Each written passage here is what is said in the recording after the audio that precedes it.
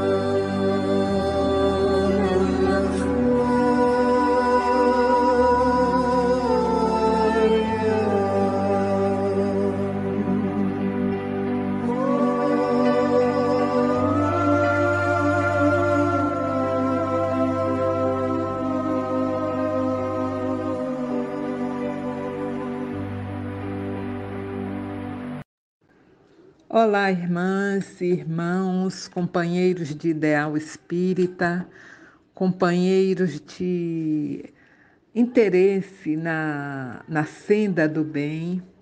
Mais uma vez aqui, conectados para dar prosseguimento aos nossos estudos, sob as bênçãos do nosso amado Mestre e amigo Jesus Cristo, assim como do nosso amigo e irmão Pele Vermelha. Estaremos dando continuidade aos nossos estudos de O Evangelho segundo o Espiritismo, 4º capítulo. Ninguém poderá ver o reino de Deus se não nascer de novo. A reencarnação fortalece os laços de família, ao passo que a unicidade da existência os rompe.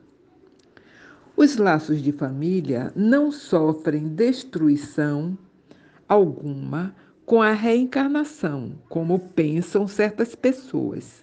Ao contrário, tornam-se mais fortalecidos e apertados. O princípio oposto, sim, os destrói.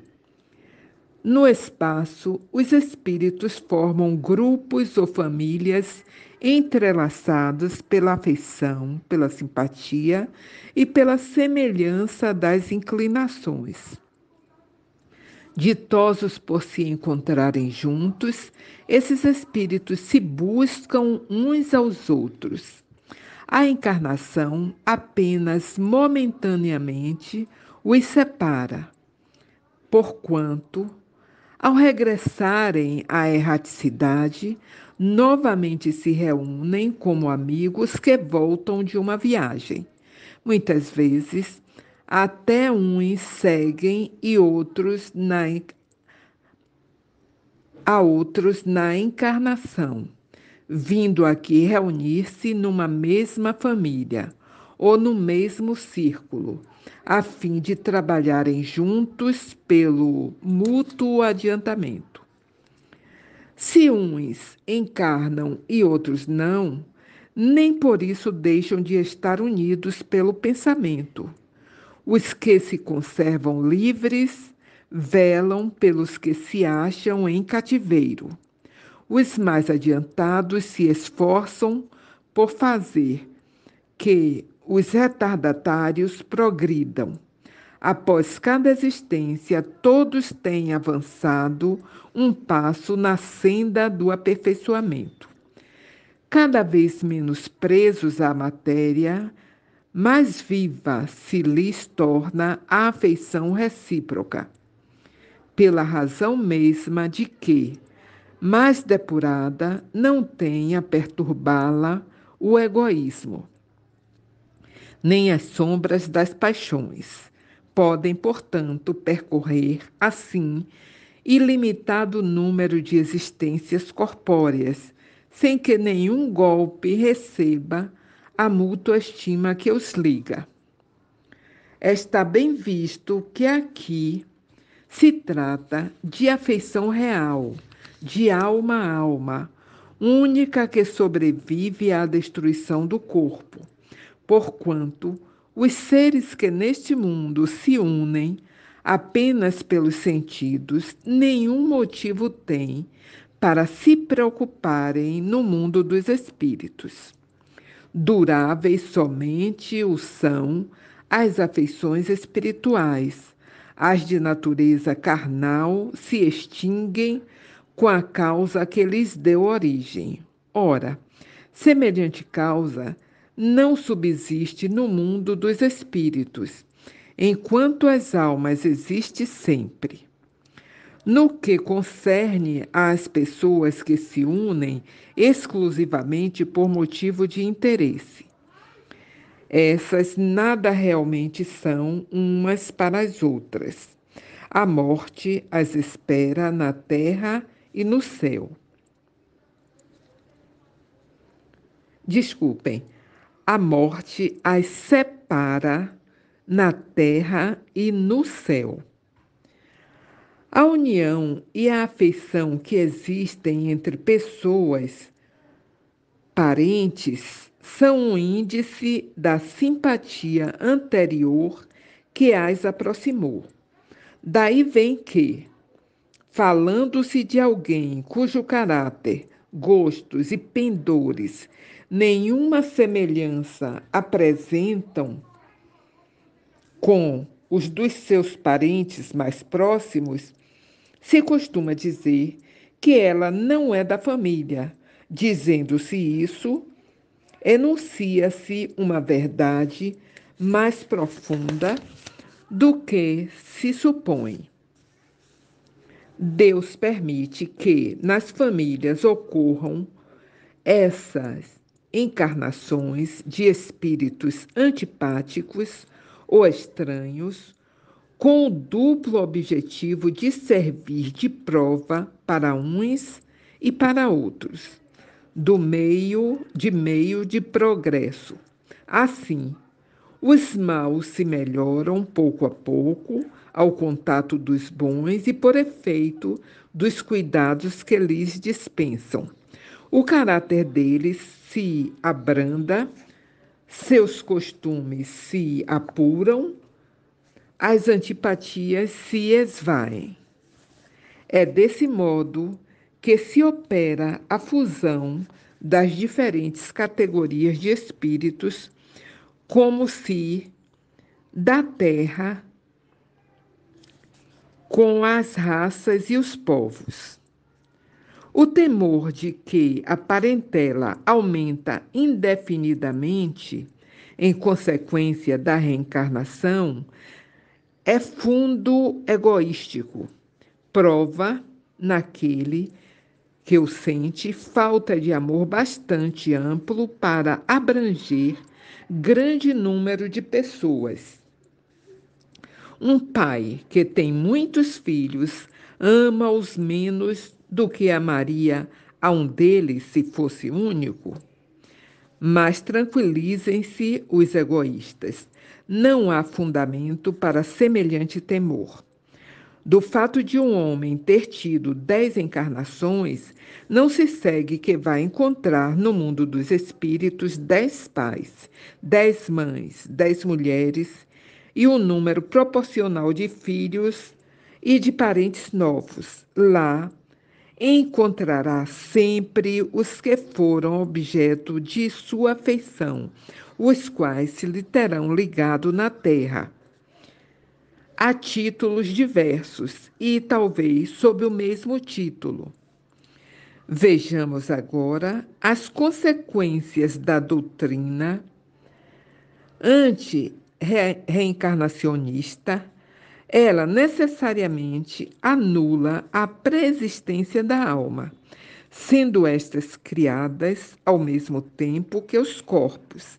Nenhum laço anterior há entre elas, que, neste caso, serão completamente estranhas umas às outras. O pai é estranho a seu filho, a filiação das famílias fica assim reduzida à só filiação corporal, sem qualquer laço espiritual. Não há, então, motivo algum para quem quer que seja glorificar-se de haver tido por antepassado tais ou tais personagens ilustres. Com a reencarnação, ascendentes e descendentes podem já se terem conhecido, vivido juntos, amado, e podem reunir-se mais tarde, a fim de apartarem entre si os laços de simpatia. Isso quanto ao passado, quanto ao futuro, segundo um dos dogmas fundamentais que decorrem da não reencarnação, a sorte das almas se acha irrevogavelmente determinada após uma só existência. A fixação definitiva da sorte implica a cessação de todo progresso, pois desde que haja qualquer progresso, já não há sorte definitiva, conforme tenham vivido bem ou mal. Elas vão imediatamente para a mansão dos bem-aventurados ou para o inferno eterno. Ficam assim imediatamente e para sempre separadas e sem esperança de tornarem a juntar-se.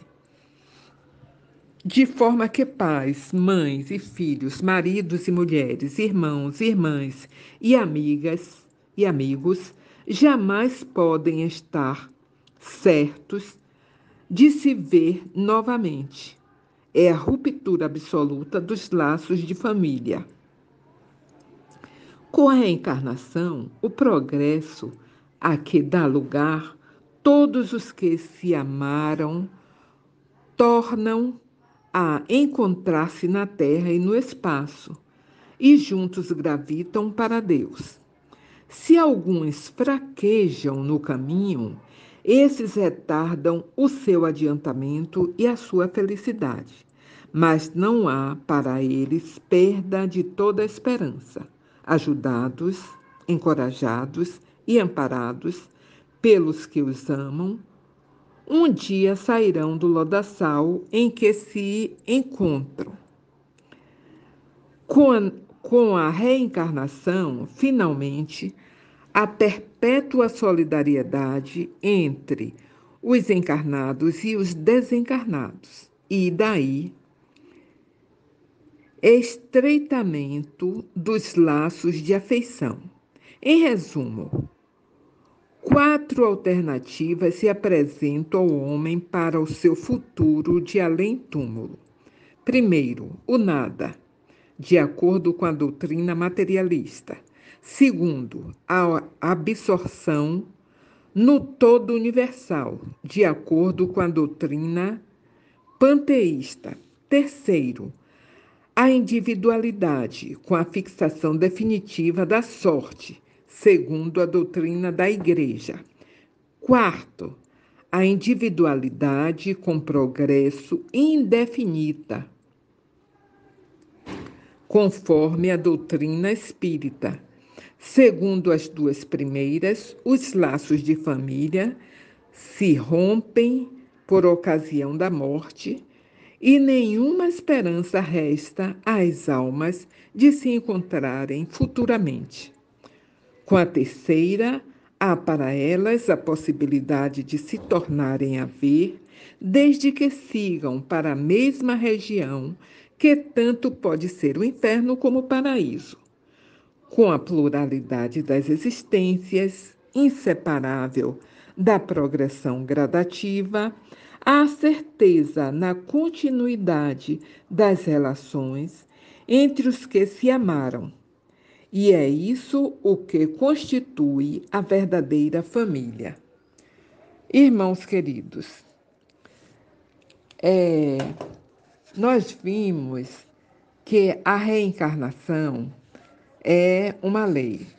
Como nós vimos em estudos anteriores, sempre foi uma preocupação. Só que com a evolução, quando chegou o Espiritismo entre nós, a codificação, conforme Jesus nos prometeu que mandaria o Consolador para nós, isso ficou muito mais claro para nós.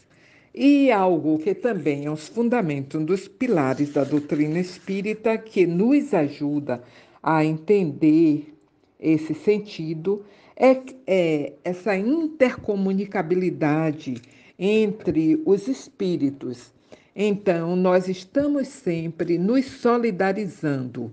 Aqueles familiares que não reencarnaram juntamente conosco e estão no plano espiritual, na erraticidade, eles oram por nós, eles querem a nossa evolução, o nosso bem, assim como nós também fazemos por eles.